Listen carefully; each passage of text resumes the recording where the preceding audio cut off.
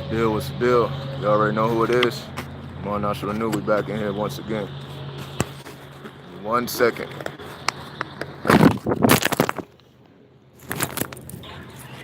Give me 1 second. 1 second. Let's get this set up right. Let's get this right. There we go. Let's get this right.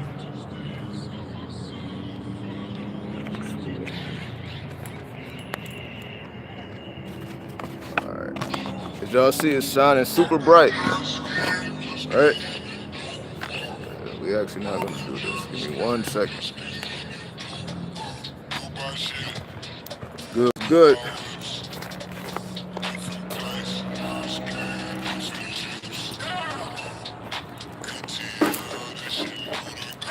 Yeah, what's good? What's good? What's up, Kelly? What's up, Michael? What's up, Moon Spirit? What's up, Samsara? What's up, Worthy of Praise?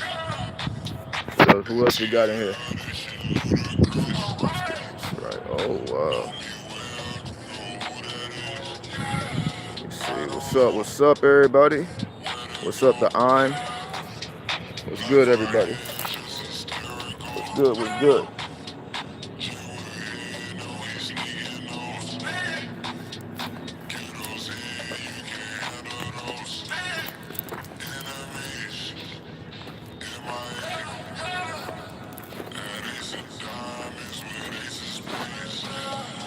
So I'm just making sure I'm just making sure I move around so that the phone doesn't overheat. So that's why. So if y'all see me doing all this, it's just so the phone doesn't overheat. So hopefully everybody's good. Welcome to the 17th day of August. You already know. Knowledge God. I mean, what is the knowledge of God? You can say the knowledge of God is knowledge of who and what you are, right? To have awareness of universal consciousness, that we all are one and the same. And we can tap into each other's minds and pull information and send information, extract and send information through the ethers, right? The knowledge of God, when you add that up, the 1 plus the 7, you get 8, which is build or destroy. So what does God do? God builds or destroys. And of course, what is God? You can say supreme consciousness. Consciousness that I, self, law, and master. Islam, right? So the knowledge of God enables you to build as well as destroy. The knowledge of God enables you to build as well as destroy. To add on as well as take away. To go up as well as down. To activate the masculine as well as the feminine. And that's what we're going to be talking about today. The Shiva and the Kali mysteries. Now, for those of you who may not be familiar with the imagery, I'm going to show you the imagery. Give me 1 second here. I have another device. I'm going to show you the imagery. Let me actually turn this down. Hopefully the music isn't too loud.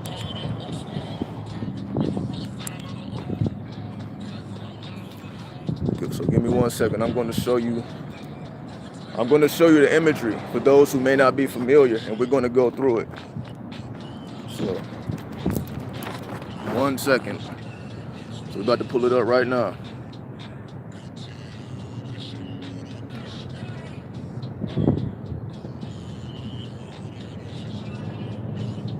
So here we go. Hopefully y'all can see this. Let me make sure the angle is right so y'all can see. Let me see. Hopefully y'all can see this. Actually, let me get by some shade so y'all can see this clearly.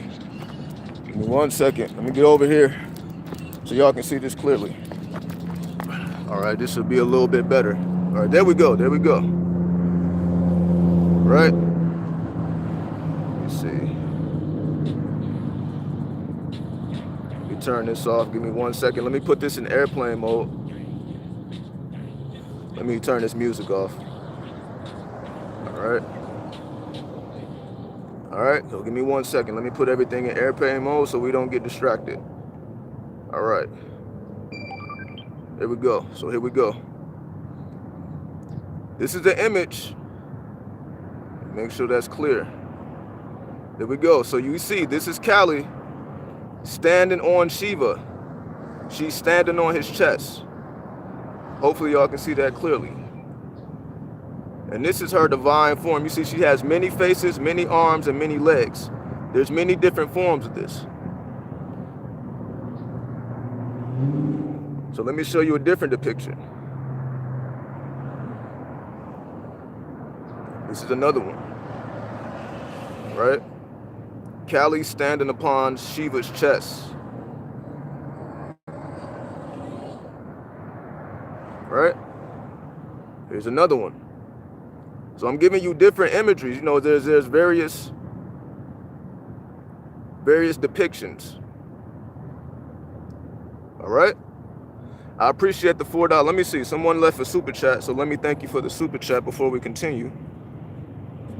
So I appreciate you, Brianna, for the $4 super chat. Much love and respect. Right? So let me continue to shout everybody out. What's up, G Star? What's up, Nasir? What's up, New Horizon? What's up, Rod? What's up, MC Fly? What's up? Let me see who else is in here. I think I got everybody. Yeah. All right. So let us continue. Okay. Here's another depiction. What's up, Red? Of Kali standing on Shiva's chest. Right? So there's many different depictions of this. What's up, Sarah? What's up? Now we have more sexual imagery in this form. So we see, just in case you can't really see that too clearly, that's Kali having sex with Shiva, and there's another woman on the bottom of them. Let me show you a different depiction of this.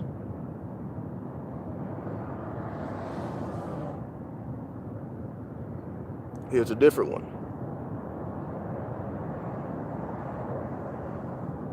So again, we see Kali on top of Shiva with a woman under them. Right?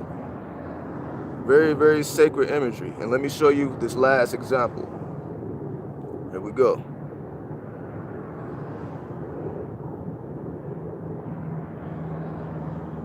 So we see Kali making love to Shiva.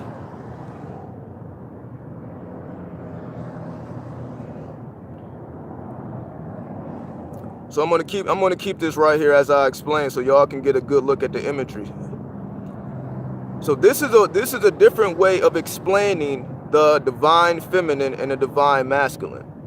Because for those who may not understand, you may have watched the video of me explaining the divine masculine and the divine feminine. But here is the way the ancients explored that idea. Now, what do I mean? For those who may not have seen that video, what is the divine masculine? What is the divine feminine? It is for the men to embody their feminine principle, and it is for the women to embody their masculine principle. So therefore, the traditional way of male and female relationships are no longer the same, because women have embodied their masculinity, whereas men have embodied their feminine. Right? So we see, let me give you a different depiction of Kali. Here's a different depiction of Kali. So what do I mean by the traditional roles are no longer relevant? Meaning Kali, or women, have embodied their masculine side. They have become warriors.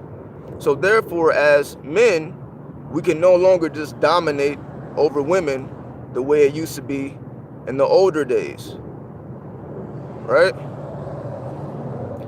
Because you're not gonna dominate Kali. In other words,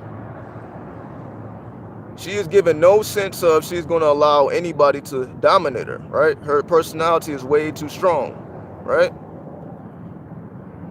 So Shiva understands this. Shiva understands that he's not going to be able to dominate Kali with his masculinity in terms of just being dominant and just, sit down, shut up type shit. He's not going to be able to do that. So Shiva embodies his divine feminine by submitting himself under Kali's feet, as we just seen, right? Well, in this depiction, we see Shiva at the bottom being passive. You don't see Shiva trying to do anything other than be passive. In all of these depictions, we see Shiva being passive. Now, why is this? So for those who may not be familiar with the story is this. Basically, the reason also, because whenever we see Kali, she's always sticking her tongue out. So in every picture you see, she's sticking her tongue out. Whenever Kali is depicted, you see her tongue sticking out. That symbolizes that she is bloodthirsty, right? She has a thirst for blood, and this is why she has skulls around her neck. Whenever you see Kali is depicted, she has skulls or decapitated faces or decapitated heads around her neck. That symbolizes this is pretty much all of the warriors who tried to dominate Kali ended up getting beheaded because they were not able to dominate her the way they thought they could. So she wears the necklace of these beheaded warriors, right? She's wearing the heads of those who tried to dominate her, utilize their masculinity, and they came up unsuccessful. Right, here we go. Now you see her with the skulls around her neck in this one. So those are the skulls of the men who tried to dominate her and were unsuccessful. So that's just another depiction of you're not going to be able to dominate, in the way we traditionally thought. The times are different, right? Now, Kali being bloodthirsty, she's in an intoxicated state. So she's in an intoxicated state. And the only thing that can sober her up basically is Shiva pretty much risking his life in order to stop her. What do I mean? So basically, Kali is pretty much destroying everything. She's in an intoxicated state. She has a taste for blood, so she's going around, pretty much being an absolute savage. So Shiva, understanding that the only way to stop her, he's not going to be able to dominate her. Once again, he knows, I'm not going to be able to out-warrior Kali. So him having that intelligence, the only way for me to stop her, I have to place my body under her feet to the point where she would crush me, she would kill me if she smashes me. And right before she smashes him with her feet, she comes to her senses. So basically, Shiva is able to pacify this aggressive Kali who has a bloodthirst. The only thing that can pacify her is Shiva taking a passive role, putting his life in danger, and by placing his body under her feet. Right? Let me show you another one. So I'm just going to be strolling through these just to give y'all, so everybody can understand what's going on. What's up, the Prime Ascension? So again, you see her with scars around her neck, representing the heads of warriors that dominate her, or that tried to. What's up, Dragon OG? What's up, Pimpin'? You also see she's holding someone's head in right here. So she has scars around her neck, and she also has a head in her hand. Also, if y'all can tell, if you look very closely, there's people in the background. If you look at the background of this picture, and again, forgive the quality, you see that there's a bunch of women. So if you can't really make out what's going on in the background there's women. There's women, and they're also beheading the warriors or the men. So basically, these are also dominant women who are warriors, taking off the heads of men who tried to dominate them, because you're not going to be able to do that. So you see all these women, hopefully you can see. So you see these women in their warrior phase. They're in their warrior state. Show you another one. When we take it to the sexuality, you see she still has the head of a man in her hand while she's on Shiva. Meaning the only thing that's going to be able to pacify Kali in her savage state is Shiva making love, right? The only thing that can pacify Kali is Shiva's lingam. Shiva's lingam is the only thing that can pacify Kali because he has mastered the art of Tantra or Tantra. So he knows how to hold his seed. So she can pretty much do whatever she wants to him, and he's able to keep it up. To eventually she settles down. And you see there's a third person, a third woman under them supporting Shiva. So some depictions you just see Kali and Shiva. Sometimes you see this third woman in support. So she's supporting the process. So she's supporting Shiva as he tries to pacify Kali. So we see Shiva is taking on a passive role with this aggressive beast.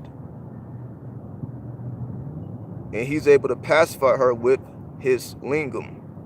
Show you different, right? So once again, either you're going to see Kali with her foot on his chest, or you will see them making love with the lotus. Now let's break down some more of this symbolism. Let me show you.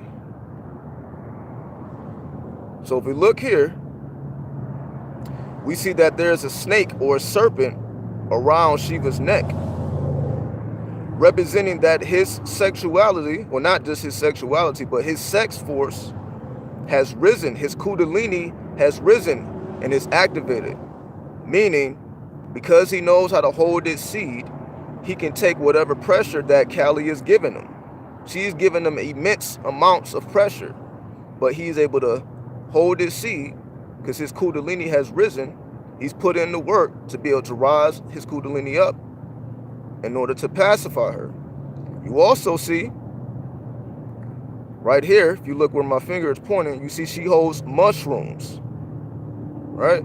She has mushrooms in her hand representing the psychedelic realm. And if you look at this picture, it also looks as if they are in the psychedelic realm. So this represents intoxication. Kali is in an intoxicated state. She's bloodthirsty, meaning you're not going to be able to dominate her in the traditional role. So Shiva took the psychedelics, took those magic mushrooms, he put himself in a trance state, and he became completely passive by keeping his awareness above his waist. He's keeping his awareness above his waist. So he's not just like super enjoying it, you know, just making sure he's going to get his nut on. It's not about that. He's keeping his awareness above his waist by keeping himself passive, right? We also see that she's holding swords, of course, because we know that she's beheading warriors. If you look on the other side where my thumb is, you see that she holds this magical tea. Sorry about that. If you look where my thumb is, she's holding this potion, which further represents intoxication in the psychedelic realm. Psychedelics and spirituality always have went hand in hand. If y'all didn't know, psychedelics and spirituality have always went hand in hand. You will always see depictions of the people engaging in some type of magical herbs, mushrooms, potions, getting intoxicated and exploring the spiritual realm. If you look at her hand, she has an eye in her hand. If you look at the hand above, which represents second sight. So she has an eye in her hand, which represents second sight. She also has her third eye open. And of course, she's holding the head of a beheaded warrior. So they're making love on a lotus flower, which represents sexuality. So the further and further we break down this imagery, and the reason why Kali is always depicted as black, most of the time she's depicted as black, sometimes she's depicted as blue, and sometimes she's depicted as, you know, she can be any color, right? So here's her black, here's her blue, and here's she, one second, with the traditional Indian garb, right? Shiva also is depicted as blue most of the time. So in this one, you see that Shiva is blue. He's also blue in this one. He's also blue here. So what does this blue represent? Why are they blue? This represents the connection to the primordial forces.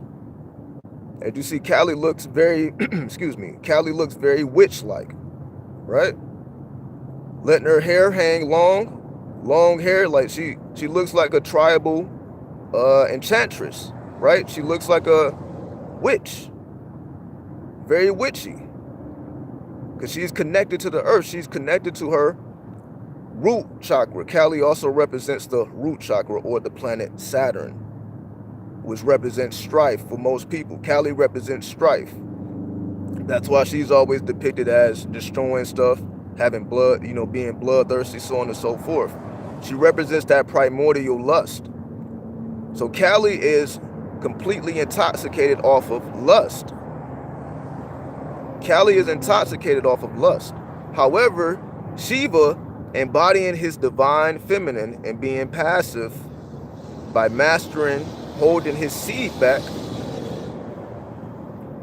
she can be as primordial as she wants and start to create natural resources within her, and they exchange that spiritual energy, creating from the inside out. This is creating from the inside out, being able to engage in a sexual act, and the man be able to hold his seed and take on the passive role, while the woman gets on top and takes the masculine role. This is true sex magic, with the woman on top of the man, not the man on top of the woman. Right? There we go. So again, sometimes it's depicted less sexually. So I'm just giving y'all different depictions. So these are the mysteries of Shiva and Kali. We also see sometimes Shiva is holding the trident. Right? We see the trident here, right? Here's the trident once again. We also know that we also know that the trident is connected with Personian, which is the god of the ocean.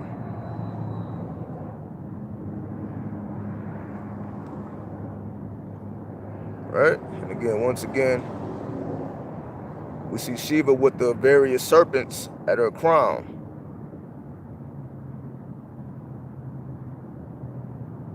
Okay, so we pretty much, I think y'all get the point.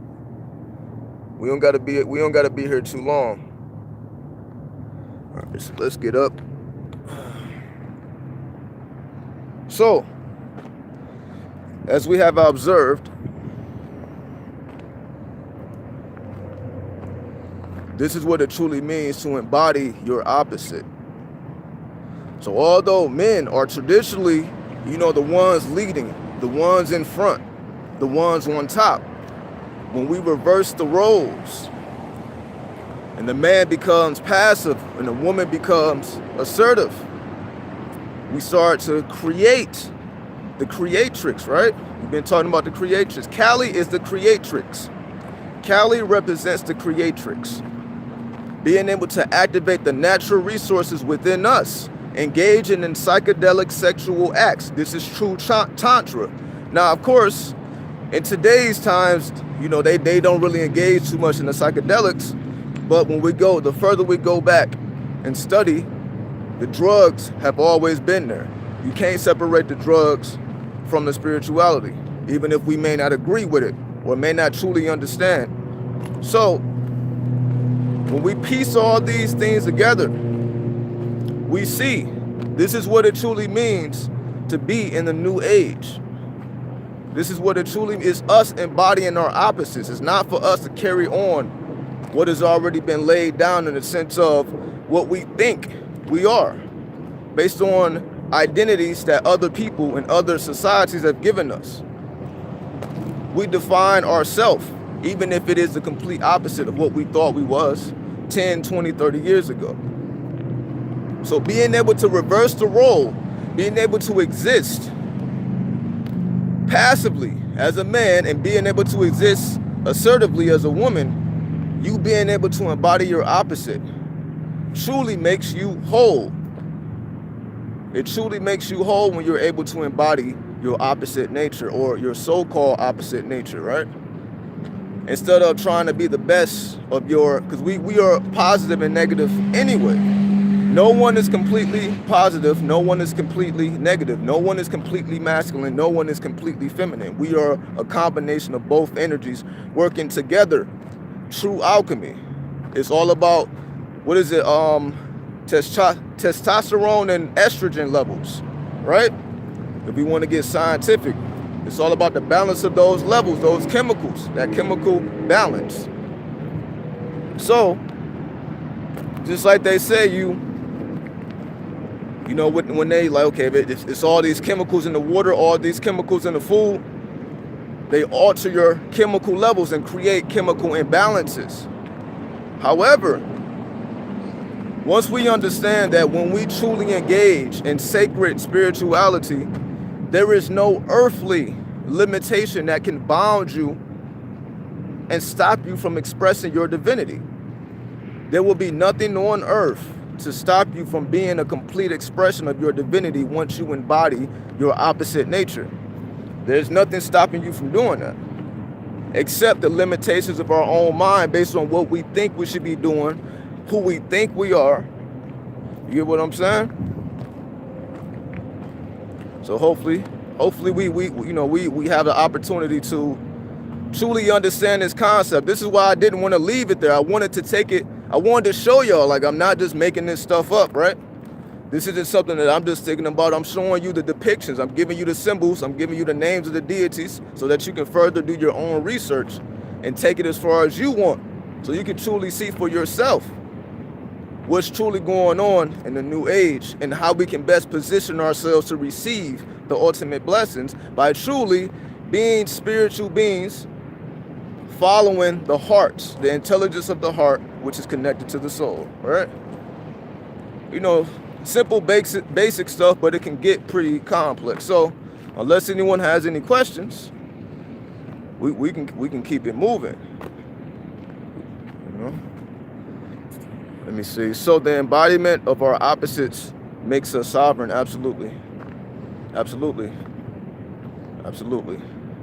We are here to embody the opposite. We are here to be holistic, right? Sarah correction concept is Lord Shiva and Shakti, not Kali. No, this is Shiva and Kali. Shiva can be depicted with Shakti. Shiva can also be depicted with Parvati, and Shiva can also be depicted with Kali. Shiva can be depicted with any of those three goddesses, right? So you can type in Shiva and Kali and find those images that I showed you. You can type in Shiva and Shakti and find images. You can type in Shiva and Parvati and find images. So you can find him with any one of those three deities, you know? So I understand where you're coming from, but it's more than just Shiva and Shakti. That's why I didn't want to use Shiva and Shakti, because we already know that. I wanted to take it a step further. We may not know the Shiva-Kali connection, because it is a different energy than the Shiva-Shakti. Shakti is more, you know, like the divine mother, you know, the moon energy. Kali is the energy of Saturn. So it's a different chemical energy. It's a different planetary vibration going on. Exactly. See, Dragon OG gets it. He like, yo, that's pimping. Exactly. Exactly. Exactly. All these are old, ancient concepts. This is ancient knowledge. Don't matter if the only reason we don't agree with it, or we may have some type of objection towards it, or truly don't understand it, is because we're trying to understand ancient times from a modern day, you can say, slave mind. We're trying to break the chains of our slave mind, trying to understand ancient concepts. We can't apply it to our lives today to try to understand the ancients, right? That's why this is what it truly means to go beyond moralism. You have to take yourself out of your human experience, place yourself on a divine level in order to understand all these ancient concepts that we all talk about all the time. It's hard to understand these concepts from a human perspective. You have to go beyond your moralism. You have to go beyond the societal norms into your divine nature in order to study and come to true realization of what these concepts truly represent, right?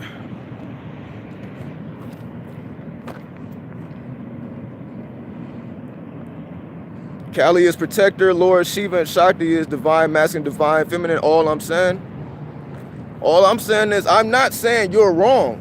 I'm just saying there's more depth in the concepts that you're presenting, as I have just explained. That's all I'm saying. So Shiva and Shakti is a real concept. You are absolutely correct. But there's many more dimensions to this than just Shiva Shakti. That's why, again, you can type in Shiva Kali or Shiva Pravati, and you can find these same images, because there are many different concepts expressed. It's not just that. That's just the main. I'm talking more about the esoteric. Most Hindu people know about Shiva Shakti, but they don't really, you know what I mean? It's not really mainstream to Shiva Kali. It's a whole nother energy. All right.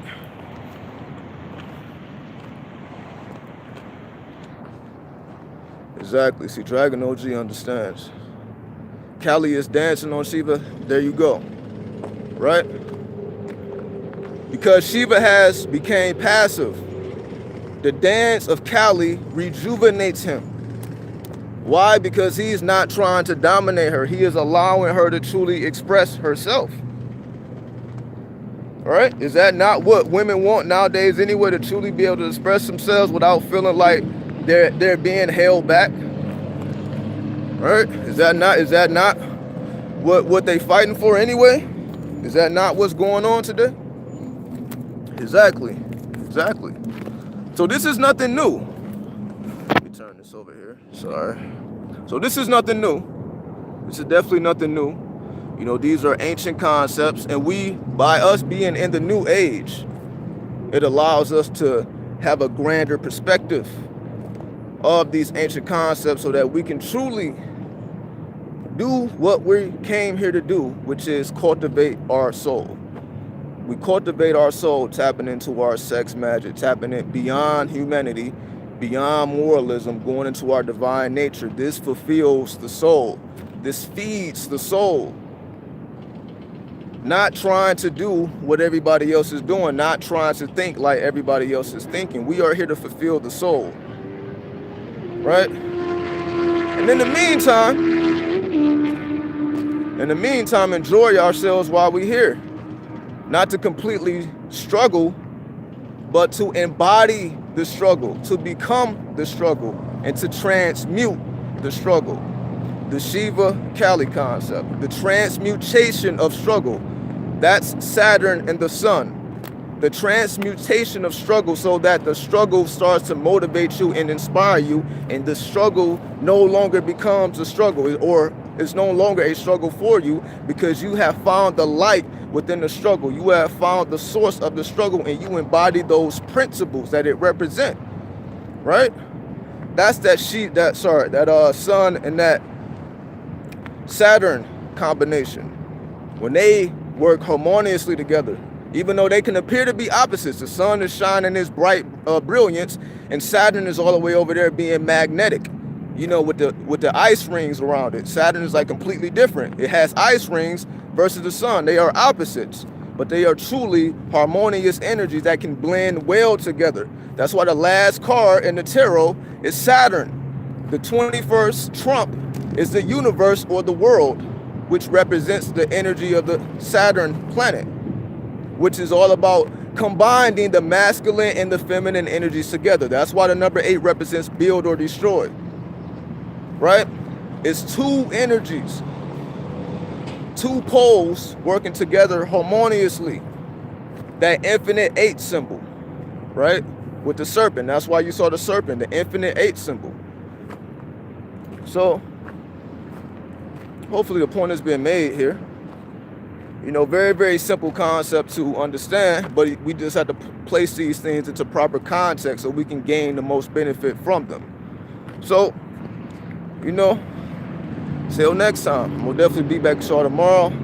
We're going to keep coming with the concepts. You know, I'm going to definitely keep finding more creative ways to bring and present the information. I appreciate everybody for tuning in, and we're going to get up out of here. Peace.